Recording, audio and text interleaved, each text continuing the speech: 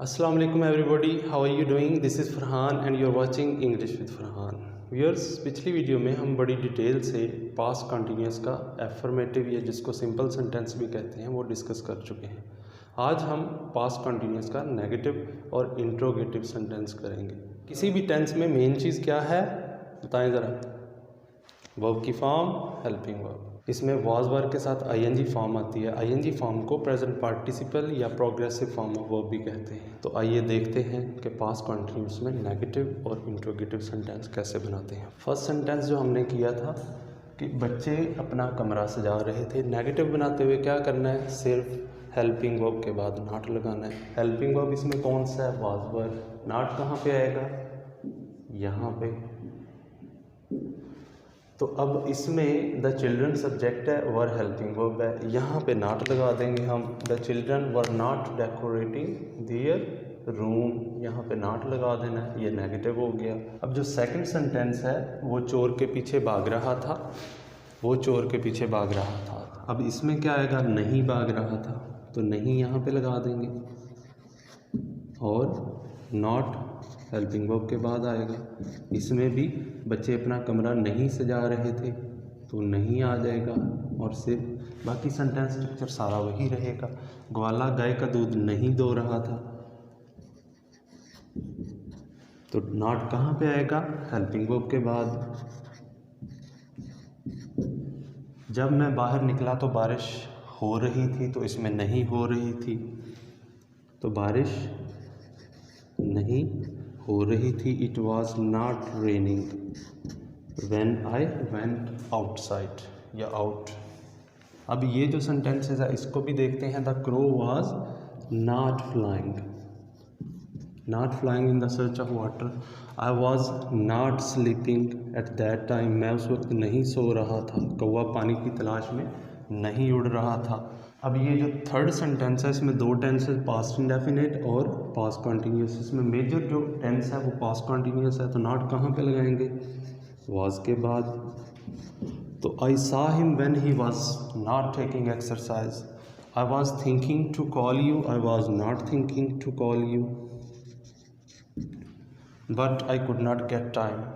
तो फिफ्थ वाला सेंटेंस है, they were having lunch when we went to their home. तो they were not having lunch when we went to their home. I was not reading a book all the day, मैं सारा दिन किताब नहीं पढ़ रहा था। तो ये है नेगेटिव सेंटेंस। आसान तरीका है, सेंटेंस स्ट्रक्चर को समझ के चलेंगे, वोकैबुलरी हो, टेंस को फॉलो करें, सेंस को फॉलो करें और सेंटेंसेस बनाते जाएं और सेंटेंसेस से फिर पैराग्राफ बनाते जाएं। अब अगर सेंटेंस को इंट्रोगेटिव बनाना है तो क्या होगा, हेल्पिंग वर्ब सब्जेक्ट से पहले आ जाएगा। हेल्पिंग वर्ब क्या है, वाज वर्ब। इसको सब्जेक्ट से पहले लगाएंगे और अकॉर्डिंग टू सब्जेक्ट लगाएंगे। सब्जेक्ट सिंगल होगा तो पहले वाज लगाएंगे, सब्जेक्ट प्लूरल होगा तो पहले वर लगाएंगे। अब इंट्रोगेटिव सेंटेंस में क्या होगा कि क्या बच्चे अपना कमरा सजा रहे थे, तो क्या के लिए सिर्फ हम हेल्पिंग वर्ब को सब्जेक्ट से पहले ले आते हैं। ये हो गया। Were the children decorating their room, वो चोर के पीछे भाग रहा था। सिंपल सेंटेंस है, नहीं वाला हमने कर लिया। अब क्या, यानी क्या वो चोर के पीछे भाग रहा था, तो was he running after the thief. Next जो सेंटेंस है, ग्वाला गाय का दूध दो रहा था, तो क्या ग्वाला गाय का दूध दो रहा था, तो ग्वाला मिल्कमैन सिंगल है, तो वाज को सब्जेक्ट से पहले ले आएंगे। तो क्या ग्वाला गाय का दूध दो रहा था। मैं बाहर निकला तो बारिश हो रही थी। अब इसमें ये होगा कि जब मैं बाहर निकला तो क्या बारिश हो रही थी, तो क्या यहाँ पे आएगा। तो हम इसको क्या बारिश हो रही थी पहले उसको करेंगे, वॉज इट रेनिंग, जब मैं बाहर निकला वैसे व्हेन आई वेंट आउटसाइड या आउट।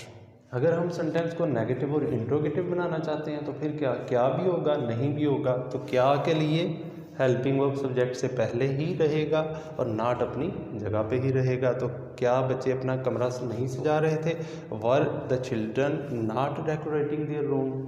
इसी तरह वो चोर के पीछे नहीं भाग रहा था, तो क्या वो चोर के पीछे नहीं भाग रहा था, हेल्पिंग वर्ब सब्जेक्ट से पहले आ जाएगा, नॉट अपनी जगह पे ही रहेगा और बाकी सेंटेंस स्ट्रक्चर वही रहेगा। क्या ग्वाला गाय का दूध नहीं दो रहा था, क्या भी है, नहीं भी है। क्या के लिए सिर्फ हेल्पिंग वर्ब सब्जेक्ट से पहले आएगा। Was the milk man not milking the cow?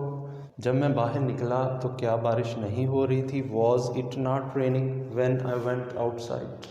So this was our past continuous negative and interrogative sentences we discussed in detail.